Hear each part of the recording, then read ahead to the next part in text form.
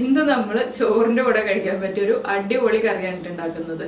നമ്മുടെ വെണ്ടയ്ക്ക ഉപയോഗിച്ചിട്ടാണ് ഈ ഒരു കറി ഉണ്ടാക്കുക. പക്ഷേ വെണ്ടയ്ക്ക ഉപയോഗിച്ചിട്ട് ഇതിൽ ചേർക്കുന്ന ഇൻഗ്രീഡിയൻസ് ഒക്കെ കാണുമ്പോൾ ഇതൊക്കെ എങ്ങനെയാണ് ഇതിൻ്റെ കൂടെ കോമ്പിനേഷൻ ആവുക എന്നൊന്നും ആലോചിക്കേണ്ട. ഇതെല്ലാം ചേർന്നാൽ നല്ല സൂപ്പർ ടേസ്റ്റി ആയിട്ടുള്ള ഒരു കറിയാണ്. നിങ്ങൾ ഉണ്ടാക്കി കഴിച്ചാൽ മാത്രമേ അതിൻ്റെ ടേസ്റ്റ് മനസ്സിലാവുള്ളൂ. ചോറിൻ്റെ കൂടെ കഴിക്കുകയാണ് ഏറ്റവും പെർഫെക്റ്റ്. പിന്നെ നമുക്ക് ചപ്പാത്തിയുടെ അപ്പത്തിൻ്റെ കൂടെ കഴിക്കാം. പക്ഷെ ഞാൻ അത് സജസ്റ്റ് ചെയ്യുന്നത് ചോറിൻ്റെ കൂടെ തന്നെയാണ് കേട്ടോ. എങ്കിലേ ആ ഒരു ടേസ്റ്റ് കറക്റ്റായിട്ട് മനസ്സിലാവുള്ളൂ. അപ്പോൾ എങ്ങനെയാണ് നമ്മുടെ ഈ ഒരു വെണ്ടയ്ക്ക മസാലക്കറി ഉണ്ടാക്കുന്നത് നമുക്കൊന്ന് കാണാം. അപ്പോൾ കണ്ടു കഴിഞ്ഞിട്ട് ഇഷ്ടമായി കഴിഞ്ഞിട്ടുണ്ടെങ്കിൽ ആ ഇഷ്ടമായോ ഇല്ലയോ എന്നും കൂടി നമ്മുടെ വീഡിയോയുടെ താഴെ കമൻറ്റ് ചെയ്യാം കേട്ടോ.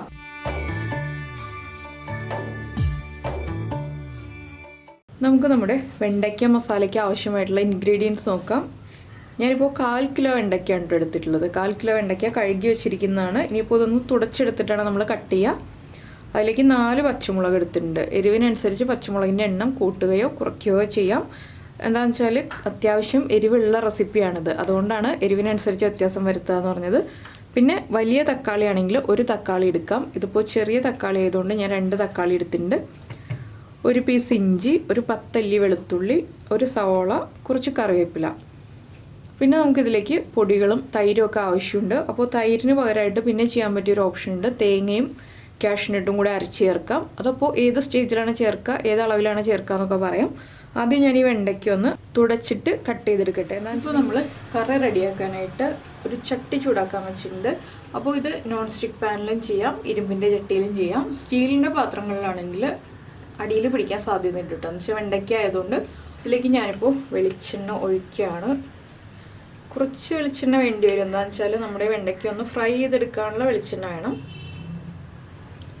അപ്പോൾ വെണ്ടയ്ക്ക ഞാൻ എന്താ ഇതുപോലെ നമ്മൾ വെണ്ടയ്ക്ക മപ്പാസ് ഉണ്ടാക്കാനും വെണ്ടയ്ക്ക പാൽക്കറി ഉണ്ടാക്കാനും ഒക്കെ കട്ട് ചെയ്യില്ലേ, അതുപോലെ കട്ട് ചെയ്തെടുത്തിട്ടുണ്ട്. അപ്പോൾ ഇതിൽ മൂപ്പ് കൂടിയ വെണ്ടയ്ക്ക ഉണ്ടെങ്കിൽ അത് മാറ്റാം കേട്ടോ. ഇല്ലെങ്കിൽ നമ്മുടെ കറി പെർഫെക്റ്റ് ആവില്ല. അപ്പോൾ വെളിച്ചെണ്ണ ചൂടായി തുടങ്ങുന്നുണ്ട്. നമുക്ക് വെണ്ടയ്ക്ക ഇതിലേക്ക് ഇട്ട് കൊടുക്കാം.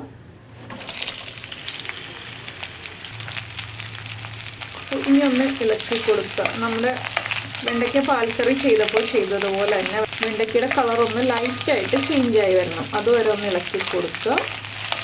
അപ്പോൾ തേങ്ങയും കാഷ്നട്ടുമാണ് ചേർക്കുന്നതെന്നുണ്ടെങ്കിൽ ഒരു 3 ടേബിൾ സ്പൂൺ തേങ്ങയും അതുപോലെ തന്നെ ഒരു 6-7 കാഷ്നട്ടും ചേർത്ത് മിക്സിയിൽ നന്നായിട്ട് അരച്ച് ചേർക്കാം കേട്ടോ. എന്താണെന്ന് വെച്ചിട്ടുണ്ടെങ്കിൽ നമ്മുടെ വെണ്ടയ്ക്ക ഈ മസാലയ്ക്ക് ഒരു കൊഴുപ്പുണ്ടാവാൻ വേണ്ടിയിട്ടാണ് നമ്മൾ അങ്ങനെ ചെയ്യുന്നത്. അല്ലെങ്കിൽ ഞാനിപ്പോൾ ചെയ്യുന്ന പോലെ തന്നെ തൈര് ആഡ് ചെയ്യാം. കുറച്ചുകൂടി ടേസ്റ്റ് തൈര് ചേർക്കുമ്പോഴാണ്. പക്ഷേ ചില ആളുകൾക്ക് ചില കറികളിൽ തൈരൊന്നും ചേർക്കുന്ന ഇഷ്ടമായിരിക്കില്ല. അതുകൊണ്ടാണ് ഞാൻ ഒരു ഓപ്ഷൻ കൂടി പറഞ്ഞു തന്നത്, തേങ്ങയും കാഷ്നട്ടും കൂടി അരച്ച് ചേർക്കാമെന്ന് പറഞ്ഞത്. ഇപ്പോൾ കണ്ടോ നമ്മുടെ വെണ്ടയ്ക്കയുടെ കളറൊക്കെ ഒന്ന് മാറി തുടങ്ങുന്നുണ്ട്. വെണ്ടയ്ക്ക കുക്കായി തുടങ്ങി. ഇത്രയും മതി. ഇനി നമ്മൾ ഗ്രേവിയിലേക്ക് ഇട്ടിട്ട് കുക്ക് ചെയ്യുമ്പോൾ ബാക്കി കുക്കായിക്കോളും. അപ്പോൾ ഞാനിത് എണ്ണയിൽ നിന്ന് മാറ്റാണ്. അപ്പോൾ ഇതിൽ കുറച്ച് എണ്ണയുണ്ട്. ഞാനതുകൊണ്ട് ഇപ്പോൾ എണ്ണ ആഡ് ചെയ്യുന്നില്ല. ഇനിയിപ്പോൾ ആവശ്യം വരികയാണെങ്കിൽ മാത്രം നമുക്ക് എണ്ണ ആഡ് ചെയ്യാം. കുറച്ച് എണ്ണ ഉണ്ടെങ്കിലാണ് ഈ കറിക്ക് ടേസ്റ്റ് ഉണ്ടാവുള്ളൂ. ഇതിലേക്ക് ഞാൻ ആദ്യം ചേർക്കുന്നത് 1/2 ടീസ്പൂൺ കുരുമുളക്, മുഴുവൻ കുരുമുളക്. അപ്പോൾ നമ്മുടെ കുരുമുളക് ഒന്ന് പൊട്ടിക്കഴിഞ്ഞിട്ട് ഇതിലേക്ക് ഞാനിപ്പോൾ ഒരു 1/2 ടീസ്പൂൺ ജീരകവും കൂടി ചേർക്കുകയാണ്. നല്ല ജീരകം, നമ്മുടെ ക്യുമിൻ സീഡ്സ്.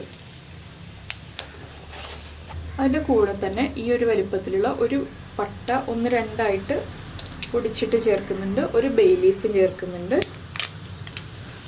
ഇനി ഇതിലേക്ക് നമ്മൾ വറ്റൽമുളകാണ് ചേർക്കുന്നത്. ഞാനിപ്പോൾ ഒരു 5 വറ്റൽമുളക് ആഡ് ചെയ്യുന്നുണ്ട് കേട്ടോ. എന്താണെന്ന് വെച്ചാൽ ഞാൻ പറഞ്ഞില്ലേ, ഇതിലിപ്പോൾ കുറച്ച് എരിവുള്ള രീതിയിലാണ് നമ്മൾ ചെയ്യുന്നത്. അതുകൊണ്ടാണ് 5 വറ്റൽമുളക്. അപ്പോൾ ഇത്ര എരിവ് വേണ്ടാന്നുണ്ടെങ്കിൽ വറ്റൽമുളകിൻ്റെ എണ്ണം കുറയ്ക്കുക. പിന്നെ നമ്മൾ ചോപ്പ് ചെയ്ത് വെച്ചിരിക്കുന്ന ഇഞ്ചി വെളുത്തുള്ളി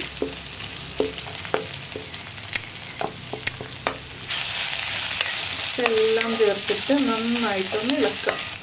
അപ്പോൾ ഇഞ്ചിയുടെയും വെളുത്തുള്ളിയുടെയും ആ റോ സ്മെല്ലൊന്നും മാറി തുടങ്ങുമ്പോൾ, അതായത് ഒരു 1/2 മിനിറ്റൊക്കെ ഒന്ന് ഇളക്കി കൊടുത്തിട്ടുണ്ടെങ്കിൽ ഇഞ്ചിയും വെളുത്തുള്ളിയും ഒന്ന് കുക്കായി തുടങ്ങും. ബാക്കിയുള്ളത് നമ്മുടെ സവോളയുടെ കൂടെ ചേർന്നിട്ട് അത് കുക്കായിക്കോളും.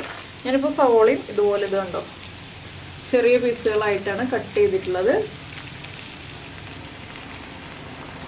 അതുപോലെ തന്നെ പച്ചമുളകും റൗണ്ടിൽ കട്ട് ചെയ്ത് വെച്ചിട്ടുണ്ട്. പച്ചമുളക് സ്പ്ലിറ്റ് ചെയ്ത് ചേർക്കണം എന്നുണ്ടെങ്കിൽ സ്പ്ലിറ്റ് ചെയ്ത് ചേർക്കാം. ഇതും ചേർത്ത് ഒന്നിളക്കുക. ഇനിയിപ്പോൾ ഞാൻ ചെയ്യാൻ പോകുന്ന ഒരു കാര്യം, ഇത് ഓപ്ഷനിലാണ്, താല്പര്യമുണ്ടെങ്കിൽ ചേർക്കാം. ഞാൻ ഇതിലേക്ക് ഒരു 2 പിഞ്ച് കായപ്പൊടി ചേർക്കണം. അപ്പോൾ നമ്മുടെ മസാലയ്ക്ക് കുറച്ച് ടേസ്റ്റ് കൂടും.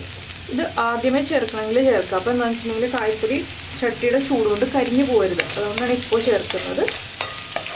ഇനി ഈ സവോളയൊന്ന് നന്നായിട്ട് കളർ മാറി വരുന്നത് വരെ നമ്മൾ ഇളക്കിക്കൊണ്ടിരിക്കുക. അതുപോലെ തന്നെ ഇപ്പോൾ കുറച്ച് ഉപ്പ് ചേർക്കാം. സവോള എന്ന വേഗം സോഫ്റ്റായി വരാനാണ് നമ്മൾ ഉപ്പ് ചേർക്കുന്നത്. എല്ലാവർക്കും അറിയാവുന്ന കാര്യങ്ങൾ തന്നെയാണ് ഇതൊക്കെ. അപ്പോൾ ഇനി സവോളയൊന്ന് കളർ ചേഞ്ച് ആയി വരട്ടെ. എണ്ണ കുറവായിട്ട് തോന്നുകയാണെങ്കിൽ നമുക്ക് എണ്ണ ഒഴിച്ചു കൊടുക്കാം. ഞാനിപ്പോൾ എണ്ണ ഒഴിക്കുന്നില്ല. ഇപ്പോൾ തക്കാളി ചേർക്കുമ്പോൾ എണ്ണ ഒഴിക്കേണ്ടി വരും. എന്താണെന്ന് വെച്ചാൽ ഇപ്പോൾ എണ്ണ വളരെ കുറവാണ്. അപ്പോൾ ഇതാ നമ്മുടെ സവോള ഇത്രയും ആയിട്ടുണ്ട് കേട്ടോ. അപ്പോൾ ഞാനിനി കുറച്ച് വെളിച്ചെണ്ണ ചേർക്കുകയാണ്. എന്താണെന്ന് വെച്ചാൽ ഞാൻ പറഞ്ഞില്ലേ, വെളിച്ചെണ്ണ ചേർക്കാതെ കറക്റ്റ് ആവില്ല എന്നുള്ളത്. കുറച്ച് എണ്ണയുടെ കുറവുണ്ട്.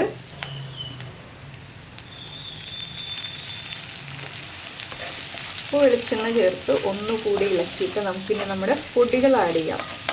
അപ്പോൾ ഇത് വെണ്ടയ്ക്ക ആദ്യം ഫ്രൈ ചെയ്തുകൊണ്ടാണ് കേട്ടോ ഈ ചട്ടിയിൽ ഇതുപോലെ പിടിച്ചു വരുന്നത്. അതാണ് ഞാൻ പറഞ്ഞത്, സ്റ്റീലിൻ്റെ പാത്രങ്ങൾ എടുക്കുകയാണെങ്കിൽ ഇതിലും കൂടുതലായിട്ട് പിടിക്കും. 1/2 ടീസ്പൂൺ മഞ്ഞൾപ്പൊടി, അതുപോലെ 1/2 table spoon Kashmiri chilli powder.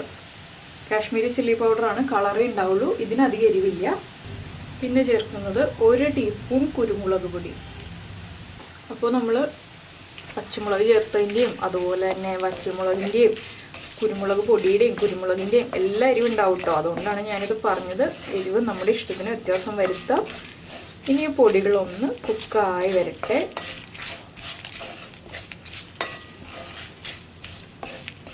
അപ്പോൾ എനിക്ക് ഇടയ്ക്ക് കമൻസ് വരാറുണ്ട്, നോൺ സ്റ്റിക്ക് പാത്രങ്ങൾ യൂസ് ചെയ്യാതിരിക്കൂ. നോൺ സ്റ്റിക്ക് പാത്രങ്ങളിൽ നിങ്ങളൊക്കെ കുക്ക് ചെയ്ത് കാണിച്ചിട്ടുണ്ടെങ്കിൽ അടുത്ത ജനറേഷൻ അത് തന്നെയല്ലേ ഫോളോ ചെയ്യാന്നുള്ളതൊക്കെ. നമ്മൾ ഒരു പാത്രം കഴുകാൻ എളുപ്പം എന്നുള്ള രീതിയിലാണ് നോൺ സ്റ്റിക്ക് പാത്രങ്ങൾ യൂസ് ചെയ്യുന്നത്. ഇതിപ്പോൾ എന്താണെന്ന് വെച്ചിട്ടുണ്ടെങ്കിൽ നമ്മളിതിലേക്ക് തൈര് ചേർക്കുന്നുണ്ട്. ഇരുമ്പിൻ്റെ ചട്ടിയിൽ തന്നെ ചെയ്യാൻ പറ്റില്ല. ഞാനിപ്പോൾ വേറൊരു പാത്രത്തിലേക്ക് മാറ്റിയിട്ടാണ് ബാക്കിയുള്ള കാര്യങ്ങൾ ചെയ്യുക, ഗ്രേവി റെഡിയാക്കുന്നത്. അപ്പോൾ തേങ്ങ അരച്ചിട്ടാണ് ചേർക്കുന്നതെങ്കിൽ നമുക്ക് ഈ ഒരു പാത്രത്തിൽ തന്നെ ചെയ്യാം. പൊടികളൊന്ന് കുക്കായി തുടങ്ങുന്നുണ്ട്. നമുക്ക് ഇതിലേക്ക് കട്ട് ചെയ്ത് വെച്ചിരിക്കുന്ന തക്കാളി ആഡ് ചെയ്യാം. അതുപോലെ തന്നെ ഞാനിപ്പോൾ ഒരു തണ്ട് കറിവേപ്പിലയും ചേർക്കുന്നുണ്ട്. കറിവേപ്പില ഇന്ന് കുറവാണ് കേട്ടോ, അതുകൊണ്ടാണ് കുറച്ച് ചേർക്കുന്നത്. കറിവേപ്പില കൂടുതലുള്ള ദിവസങ്ങളിൽ നമ്മൾ കൂടുതലായിട്ട് തന്നെ ചേർക്കാറുണ്ട്. പിന്നെ തക്കാളി ഒന്ന് സോഫ്റ്റ് ആയി വരട്ടെ. നമുക്കൊന്ന് അടച്ചു വയ്ക്കാം. ഒരു 2 മിനിറ്റ് ഒന്ന് അടച്ചു വയ്ക്കുക. അതിനുശേഷം നമുക്ക് നമ്മുടെ ടിപ്പുണ്ടല്ലോ, വെള്ളം ചേർത്തിട്ട് തക്കാളി സോഫ്റ്റ് ആക്കുന്ന ടിപ്പ്, അത് ചെയ്യാം. ഇപ്പോൾ ഒന്ന് തക്കാളി ഒന്ന് കുക്കായി തുടങ്ങട്ടെ. ഇനി നമുക്കൊന്ന് ഇളക്കി മിക്സ് ചെയ്തിട്ട് വെള്ളം ആഡ് ചെയ്യാം. അപ്പോൾ നമ്മുടെ തക്കാളി വേഗം തന്നെ സോഫ്റ്റ് ആയി കിട്ടും, കുക്കായി കിട്ടും. കുറച്ച് ചൂടുവെള്ളമാണ് ആഡ് ചെയ്യുന്നത്.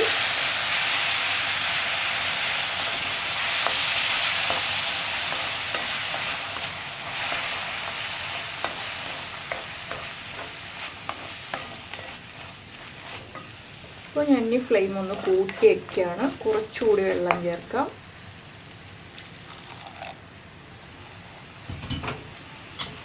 അപ്പോൾ ഇങ്ങനെ ചെയ്തില്ല എന്നുണ്ടെങ്കിലും കുഴപ്പമൊന്നുമില്ല. നമ്മൾ കുറച്ച് സമയം എടുത്ത് കുറച്ചുകൂടി എണ്ണയൊക്കെ ഒഴിച്ച് തക്കാളി സോഫ്റ്റാക്കി കുക്കാക്കി എടുത്താലും മതി. ഇതാവുമ്പോൾ അത്രയും എണ്ണ യൂസ് ചെയ്യേണ്ട. അതുപോലെ തന്നെ വേഗം തന്നെ കുക്കിംഗ് കഴിയുകയും ചെയ്യും.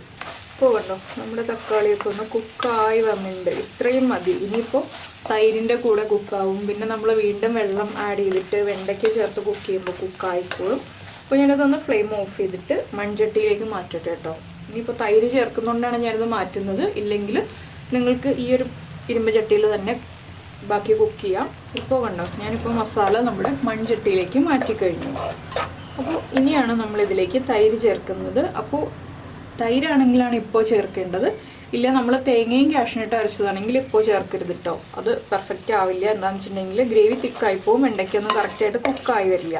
അപ്പോൾ തൈരാണെങ്കിൽ മാത്രം ഇപ്പോൾ ആഡ് ചെയ്യുക. ഞാനിപ്പോൾ ഒരു 1/2 കപ്പ് തൈര് എടുത്തിട്ടുണ്ട്. നമ്മുടെ കയ്യിലുള്ള തൈരിൻ്റെ പുളി അനുസരിച്ച് തൈര് ചേർക്കുക. എന്താണെന്ന് വെച്ചിട്ടുണ്ടെങ്കിൽ നല്ല പുളിയുള്ള തൈരാണെങ്കിൽ 1/4 കപ്പ് ചേർത്താലും മതി. നമ്മൾ തക്കാളി ചേർത്തിട്ടുണ്ടല്ലോ, അതുകൊണ്ടാണ്. നല്ല പുളി കുറവുള്ള തൈരാണെങ്കിൽ 1 കപ്പ് വരെ ആയാലും ചേർക്കാം. ഇപ്പോൾ ഇതിൽ ഗ്രേവി ഒന്നുമില്ല, നമ്മുടെ വെണ്ടയ്ക്ക ഇതിലേക്ക് ഇട്ടിട്ട് നമ്മൾ കുറച്ച് സമയം ഒന്ന് കുക്ക് ചെയ്യണം. അപ്പോൾ അതിനാവശ്യമായിട്ടുള്ള വെള്ളവും കൂടി ചേർക്കുക. ഞാനിപ്പോൾ ചൂടുവെള്ളം തന്നെ ആഡ് ചെയ്യാണ് കേട്ടോ.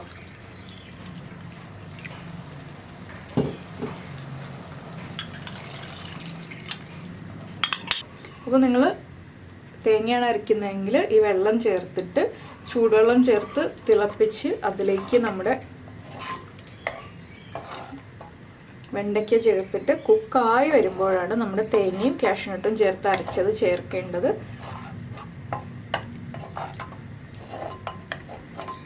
ഇനിയിപ്പോൾ കുറച്ചുകൂടി വെള്ളം ചേർക്കണം. വെള്ളം കുറവാണ്. നമ്മുടെ വെണ്ടയ്ക്ക ഒന്ന് കുക്കായി വരാൻ ആവശ്യമായിട്ടുള്ള ഗ്രേവി വേണം. ഇനി ഇതിലേക്ക് കുറച്ച് ഉപ്പ് ചേർക്കണം. എന്താ വെച്ചാൽ നമ്മൾ സവാളയ്ക്ക് മാത്രമേ ഉപ്പ് ചേർത്തിട്ടുള്ളൂ. അപ്പോൾ ഗ്രേവിക്ക് ആവശ്യമായിട്ടുള്ള ഉപ്പ് ചേർക്കുക. അപ്പോൾ ഗ്രേവി ഒന്ന് തിളക്കട്ടെ. ചെറിയ ബബിൾസൊക്കെ വന്നു തുടങ്ങി കണ്ടോ. അപ്പോൾ ഇനി നമുക്കിതിലേക്ക് നമ്മുടെ വെണ്ടയ്ക്ക ചേർക്കാം.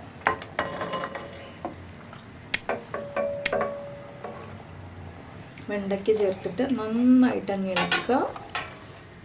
ഇനിയിപ്പോൾ ഞാനിത് അടച്ചു വയ്ക്കാൻ പോവാണ്. ഒരു 2 മിനിറ്റ് മീഡിയം ഫ്ലെയിമിലൊന്ന് അടച്ചു വയ്ക്കുക. ഇപ്പോൾ നമ്മൾ വെണ്ടയ്ക്ക കറി അടച്ചു വെച്ചിട്ട് 2 മിനിറ്റായി. നമുക്കൊന്ന് ഇളക്കി കൊടുക്കാം. അപ്പോൾ ഈ ഒരു 2 മിനിറ്റ് ആകുമ്പോഴാണ് നിങ്ങൾ തേങ്ങയും കാഷ്യൂനട്ടും അരച്ചതാണ് ചേർക്കുന്നതെങ്കിൽ ചേർക്കേണ്ടത്. അതിനുശേഷം വീണ്ടും അടച്ചു വെച്ചിട്ട് തന്നെ കുക്ക് ചെയ്യുക. അപ്പോൾ ആ തേങ്ങയും കാഷ്യൂനട്ടും കുക്കാവുകയും ചെയ്യും. അതിൻ്റെ ആ ഒരു ടേസ്റ്റും ഫ്ലേവറും ഒക്കെ നമ്മുടെ ഈ വെണ്ടയ്ക്കയിലേക്കും ഗ്രേവിയിലേക്കും ഒക്കെ നന്നായിട്ട് മിക്സ് ആയിക്കോളും.